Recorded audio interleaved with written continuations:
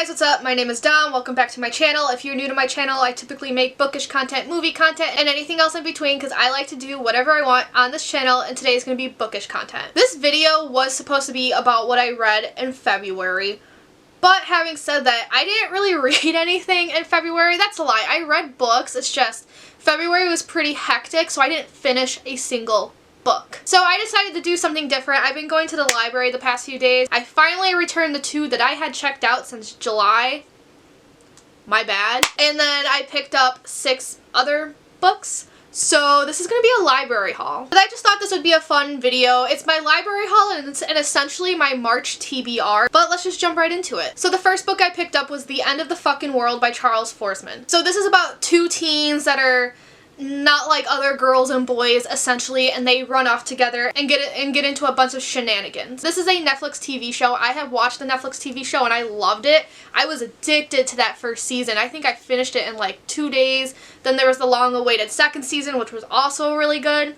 I found out it was based off a book, so I wanted to read it. I'm actually really glad I didn't buy this and I went with the library edition just because I'm trying to show a page, but some of these are inappropriate, so I can't show them. Graphic novels just tend to be really expensive, and like, it's very easy to get through, and I understand why graphic novels are expensive. It's just, I don't want to spend that much money on something it's going to take me, like, not even an hour to read. Like, with this style, I could finish this in maybe, like, an hour, hour and a half.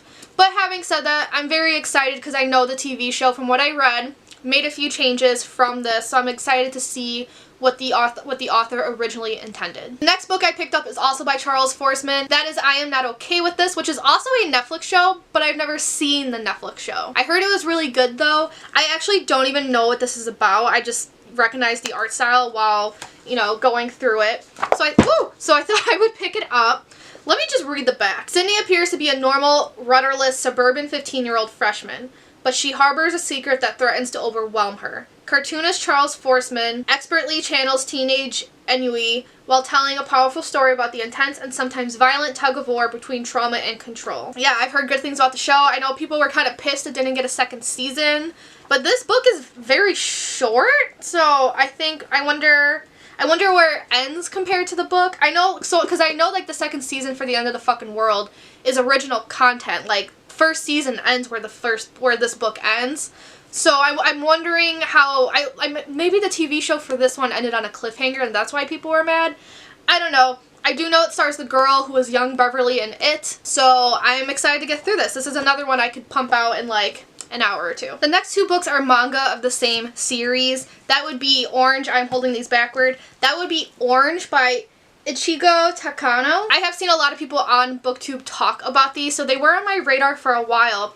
And surprisingly, I thought these were contemporary romances, but I was looking on Goodreads and they're actually a sci-fi romance. So I'm going to put, first of all, I'm going to put one down. Second, I'm more excited to get to it because contemporary romance is not really my thing. This is about a girl, she's in 11th grade. She receives a letter that's basically predicting the future. She notices it comes true.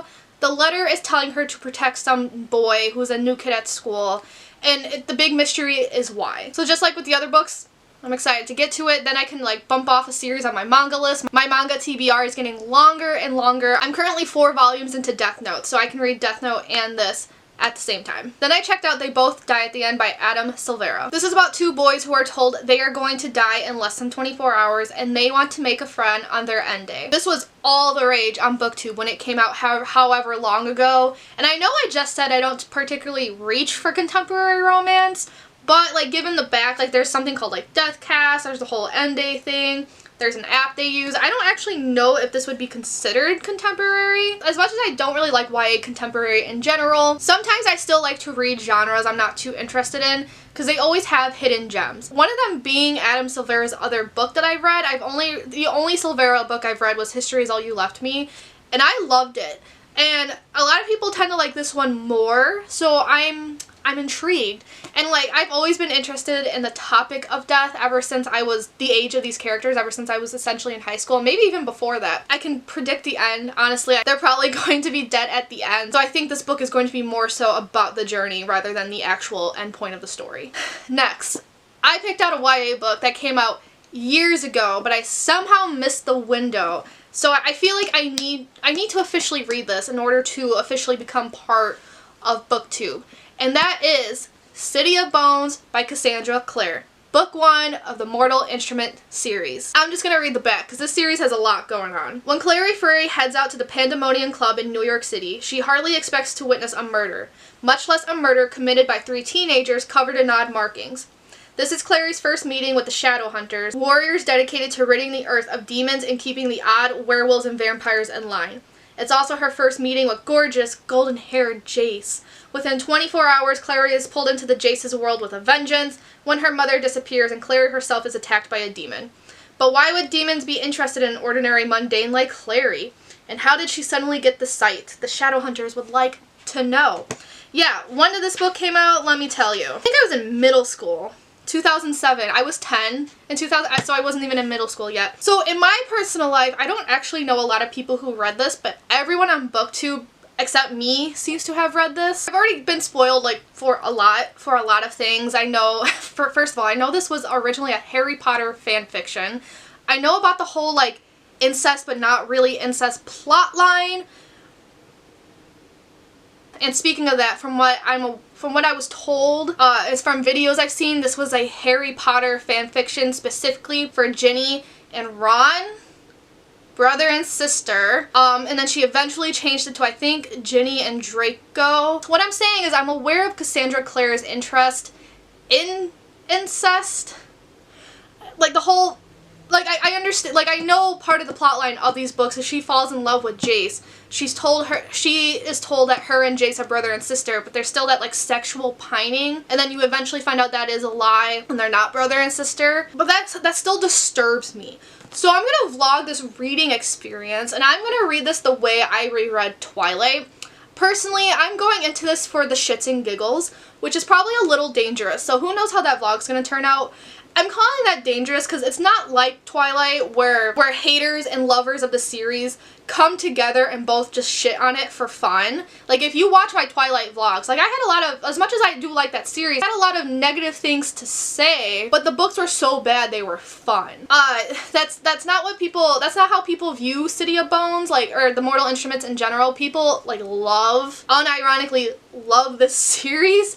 So going into it for the shits and giggles and just having the mindset it's going to be so bad it's fun is probably dangerous. People probably won't like that vlog and they will probably defend this book to the death. But who knows, maybe I really will like this book, but we'll see. I think I'm judging this book too much by its cover. I've just been spoiled a lot, and that incest but not really incest thing is not sitting well with me, but I do want to see how that's handled because what the fuck. Oh my god, like fan fiction back in the day was a fucking hellscape. The shit I saw, especially incest. Like I remember incest being super popular from the time I was like 10 to maybe 14. What was that about? Why? So anyway, that's it. Thank you guys for watching this video. If you liked this video, give it a big thumbs up, comment, subscribe. Y'all know the drill. And without further ado, I'm gonna peace out and I'll see you guys later. Ciao a tutti.